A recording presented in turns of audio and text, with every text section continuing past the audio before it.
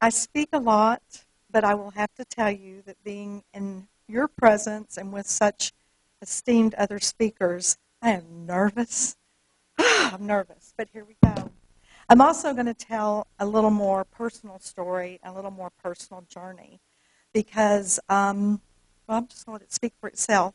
Uh, the Dallas board made me promise to write it down, and my brother's a writer, so I thought, piece of cake. It's hard. So if this bores you, forgive me. The preacher's kid. To whom much is given, much is expected. Good things come to those who love the Lord and do his good works. Those are the words and the voices in my head from my youth. These are the core values given to me and to my siblings as we grew up in the Presbyterian church and in our home. We were the preacher's kids, and believe me, our mother had some very serious expectations for us. I always remember my parents helping others. Daddy was always expected to give back to the community spiritually, emotionally, and by example. But it was my mother who had that sixth sense of those who needed more attention, who needed a quiet cup of coffee, who needed to have a good cry, who needed a long walk, or who needed some extra groceries to get through the week. She always gave of herself as a volunteer, as a good friend, and as the preacher's wife. I was never quite the daughter that my mother wanted. We both knew it. I was always my own person, just a little headstrong, and always a little left of center. I was different, but neither of us could really pull it together, what was going on. Life was good. I was blessed with wonderful friends, family, and great mentors in my life. I was an overachiever in school, and I loved extracurricular activities. I dated boys in high school, but I was always the good girl. Or so I thought. It was only after graduation that I realized that I was one, maybe the only, of my friends that graduated a virgin. And I never gave it much thought. I did finally come of age with a wonderful man, but I did have to be honest with you and tell you, after all the books that I read, and there was certainly a lot of hype about sex, and I thought to myself, is this all there is? And wow, that sure is a lot of hype for... Whew. And I even, after the first act, said, but that's another story. I went to college at Texas Woman's University in Denton to study English and all-level reading. It was the only university that offered the reading program for high school students at the time. Later, my mother was convinced that attending TWU was the problem. If only I had gone to the University of Texas like the rest of my generation and the generation before me, we would never have had such problems. At TWU, I had a lot of gay friends, and it was uncanny to me that they always felt the need to be protective. Most told me that I was definitely not gay, but I loved spending time with my gay friends. They were so much more fun.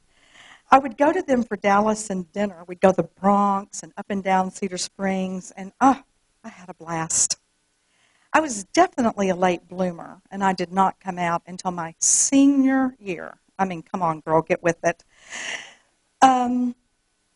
But immediately I wanted to tell my family, but I was afraid. I wanted to tell my normal friends, but I was terrified.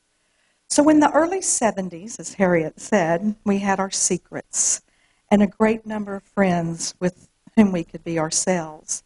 I lived comfortably in both worlds, and I can honestly say that as a teacher and as a preacher's kid and as a woman of the 70s, I was never discriminated against at all. I remember the first time that I was kissed, just kissed, by a woman. I liked it. But I swear to you, without any exaggeration, and my friends will tell you that sometimes I kind of exaggerate, that after that kiss, I laid in bed all night, waiting for lightning to strike me dead, for some dark force to take over some part of me that would make me so remorseful, put me on a straight path, that as the night passed, without my destruction, the devil did not appear to take my soul, and the sun did come up the next morning, and it did shine all day long. I had a smile on my face. I continued my journey, and one day I finally understood the amazing inspiration that are in so many good reads regarding sex. I was a late bloomer, and that first orgasm came late. Anyway, that's another story, too. I digress.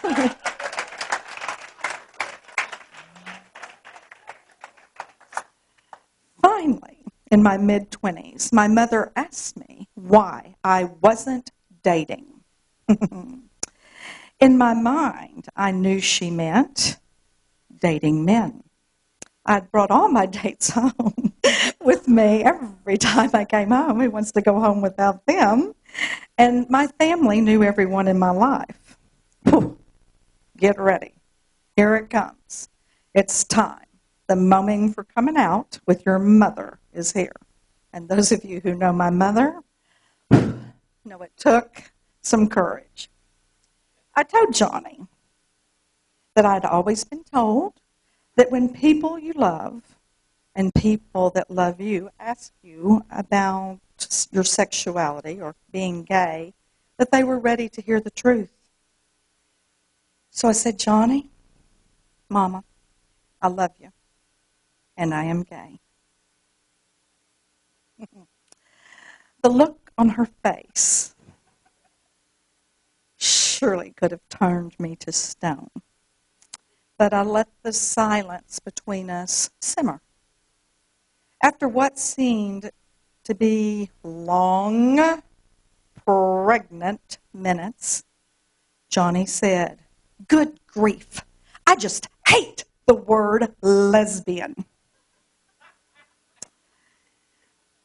I paused again, letting some moments pass, and I said, Mama, who preferred to be called Mother, if you hate the word lesbian, we can always refer to me as your lesbitante.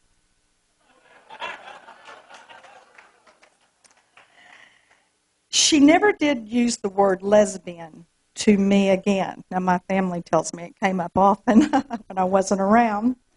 Like me, with me, she used the word gay. Johnny looked at me and said that she was so worried that my life would be dark, unhappy, as gay people were depressed and led very sad, lonely, destructive lives. She was wistful when she looked at me, often, not just this first time, and said, you, Kay, could have married anyone. You would have been such a good mother. I failed to achieve the hope and dreams that she held for me. But thank goodness my brother did marry and did present my mother with 2 amazing grandchildren. And honey, that took all the pressure off me for that family. We love those boys, and they have been the children of my heart. And trust me when I tell you, they have grown up knowing the truth. Always spending time in my home with my dear friends. They say that they are more clever. They have a better sense of the word. They dress better. They know fine dining. They have better manners for the life that they have led around the Dallas gay crowd. They were the early supporters of the Dallas way before they knew it. When my brother hit a really rough time and was going through a divorce after 23 years, it was in my home where he landed. He, too, found solace and comfort, laughter, and support among my circle of mostly gay people. Hang tight. There may be a book about those days. It is so hilarious that he refers to my friends as his friends and the family that helped him heal and get back on the world and get on out of here and go on and live your life and leave me and my friends alone. But anyway,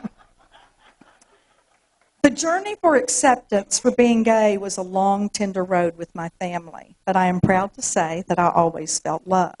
There were rocky times and emotional times. My family can debate any issue for hours, and the good Lord knows that there are a few topics at our dinner table that are off limits. Chris Cavellis often tells me it makes him sick at his stomach sometimes to have dinner with my family.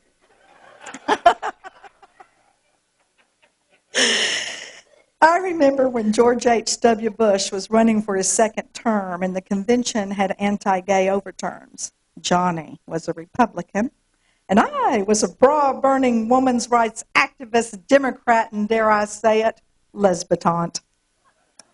We both watched conventions cover to cover, and I still do. My mother called me and said, "Kay, how many people know you're gay?" I said, "Oh, you must be watching the convention." I told her that if they start rounding up the gays in Dallas, that if I'm not on the first bus, honey, I sure will be the first one on the second bus. She was not amused. Like many mothers who worry about their gay children, she wanted, who wants a different child? She wanted me to be loved and happy, and she was afraid that I would be shunned if people knew I was gay, that I would be hurt, that I would be unsafe, that I would be discriminated against. Who wants their child to have a rough time of it? Every parent wants a better life for their children than they had for themselves. In 1990, I decided being out with my friends, family, and trusted co-workers was just not enough. Don McClary, who many of you know, was an activist and a mentor to me, explained that if people like me came out, dressed like we go to work, and let people know that gay people are just people living the good life, productive lives, giving back to their community, their city, their state, their country, their nations, everybody would be more accepting. Can't you just hear Don McClary, those who knew him? He got my attention, and I decided I'm coming all the way out. I made no more excuses, and I can't tell you how good it felt, and it made a big difference for me in my life. In 2002, I announced to my family that I had, for all the years of my life, gone wherever they demanded for the Christmas holidays, and they just always had to tell me where to show up. I had built my new home, and I wanted to celebrate Christmas in Dallas. I wanted a Christmas Eve to be a wonderful celebration with my friends, for my neighbors, for a more eclectic, fun group of people. I invited my family, but I didn't expect them to come, and I told them, please don't feel obligated like I have for the last 50 years. I want everybody to go where they want to go. I mean, please, it's going to be fun. It's going to be great. I was so surprised when my immediate family showed up, and since then, we celebrate Christmas Eve in my home with wonderful friends and family. I have open house, and everyone is welcome. My mother was always impressed because the outside lights were beautiful and festive. Gay lighting from Buddy Molyneux.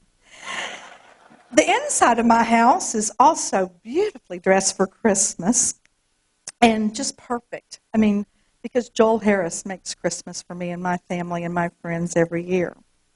The reason I'm telling you this holiday story is because on this Christmas Eve before last was the last one with my mother. She admitted, finally, she could be stubborn, that she loved all my talented, funny friends. The gay ones. She loved the straight friends, the normal folks, the neighbors too, but the gay ones were so much more festive, clever, and fun. She admitted that she had to say I had a full, fun, wonderful life surrounded by so many people that I loved, and she knew that I was happy. Okay, there are two more little vignettes, and then I'll shut up because I know they're timing and doing like this. But I have to tell two more little short stories, and they're much smaller. This one's called Rain or Shine, the Post Office and the AIDS House on Ewing. In the late 80s, maybe 1987, the AIDS crisis was affecting so many of our precious friends. I was active as a volunteer on the board of the Turtle Creek Corral, and the gay cancer was taking its toll. The Dallas Morning News reported that an AIDS house was newly located in Oak Cliff on Ewing, and it was under fire, and people were picketing in front of the house. It was on the TV. People were upset. Clearly, the neighbors and others did not want housing for these people in need. I decided to go down as an Oak Cliff neighbor to welcome them. I wanted them to know that not everybody felt that they should leave and that most of the Oak Cliff neighborhood was open and gay, and most would welcome them.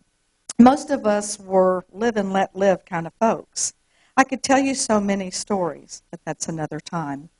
I found a group of very men who needed meals and conversation much more than medicine. They were living in a space that really wasn't renovated and without a good kitchen. In fact, the kitchen was nasty. Sometimes, and something about that place just spoke to me.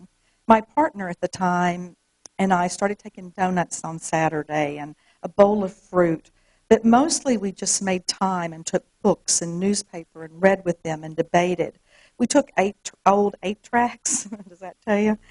And we started a Thursday night supper club, which has become a full meal service today. But again, that's another story. While visiting and sharing books, some of the men mentioned that the mail was not being delivered at Ewing. They were afraid that their Social Security checks would be returned or mail from loved ones or family would not make it to them, and time was precious. They wanted their mail. I thought, honestly, that dementia had set in for some of them and went off to ask Don Mason, the director, about the mail situation. Surely they're confused. This couldn't be right. They have to deliver the mail, period. Don confirmed that indeed that the main post office refused to deliver the mail not only at Ewing, but at his office. And he said it was for the safety of the mail carriers. Well, you know me, I went, what? So I decided that I would go home and put on my best dress, put on my new high heels, some lipstick, put on a little bit of jewelry, and ride on down to the post office. I asked to see the postmaster, and they ushered me in right away without an appointment. They were interested in what they could do to help me, and they were very professional and asked, what did I need? Well, I told them, let me tell you here, I need y'all to deliver the mail at Ewing and at the offices behind you in a block bay. I said, is it true that you have not delivered the mail? Those who know me can imagine that my tone and demeanor was probably getting a little changed. I announced that I wanted the mail delivered without fail the very next day and every mail service day thereafter. I was very clear that if there were any more interruptions in the mail service, that I was prepared to drive to Austin to see the state postmaster or to Washington if necessary, but that I would prefer for us to settle the matter nicely between us without much more drama. I asked why the postmaster believed that there was danger to contract AIDS from delivering the mail. And I encouraged him to get a doctor to come talk to his staff. I said, listen, honey, if you think it's necessary, put on gloves, wear a mask. I don't care, but deliver the damn mail. The next day, the mail was delivered to both the Ewing house and the office on the next block. They did wear gloves. And Dawn said they not only wore gloves, but they wore like sleeves up to here. And they did wear masks.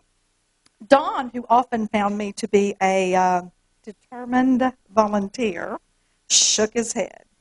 He looked at me and said, Kay Wilkinson, this is the first time that you being a bitch has worked in my favor.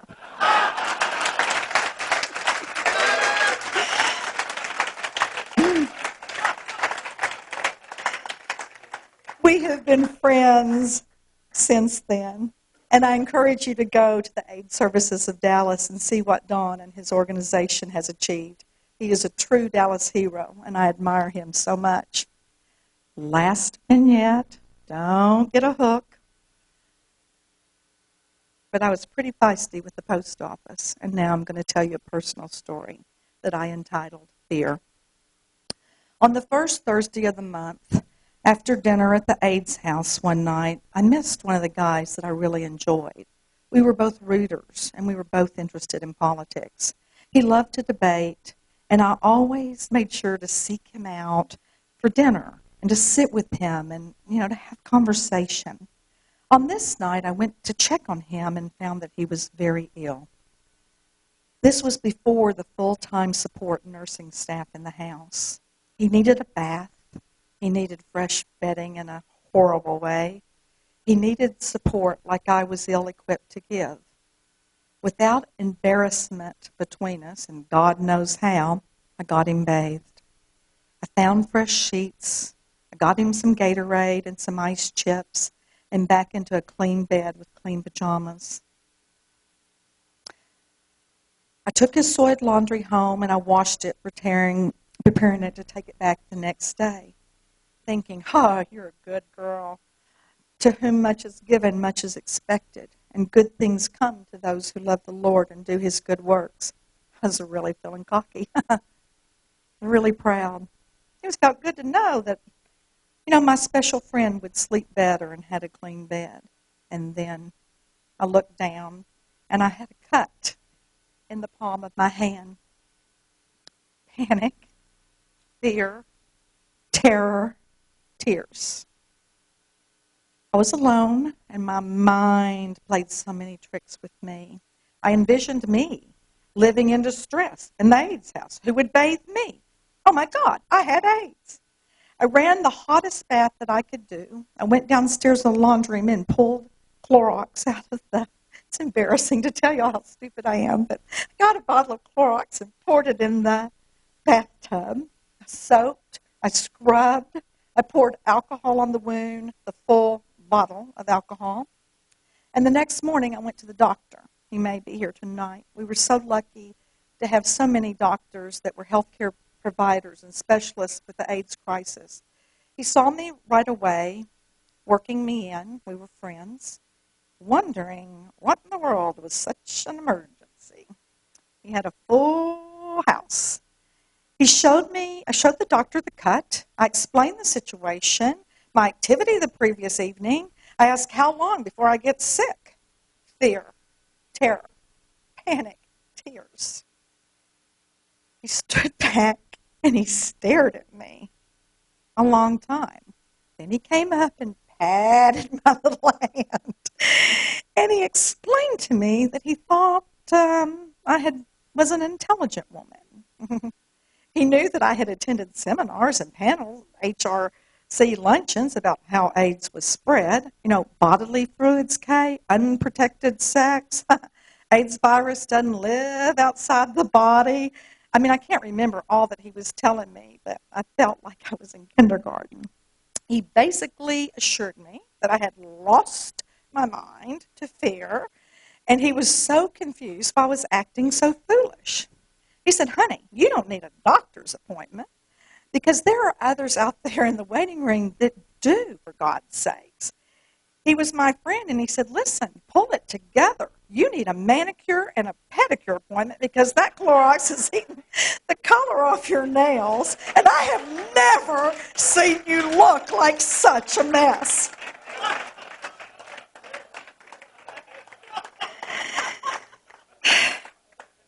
It may be a little ridiculous and funny now, but it wasn't so funny on that day.